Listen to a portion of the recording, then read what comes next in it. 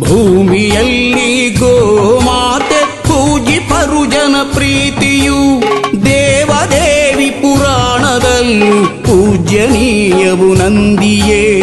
ಮಾತೃಸ್ಥಾನದ ಮನದ ಒಡಲಲ್ಲಿ ನೆಲೆಯ ನಿಂತ ಭದ್ರೆಯೇ, ನೆಲೆಯ ನಿಂತ ಭದ್ರೆಯೇ.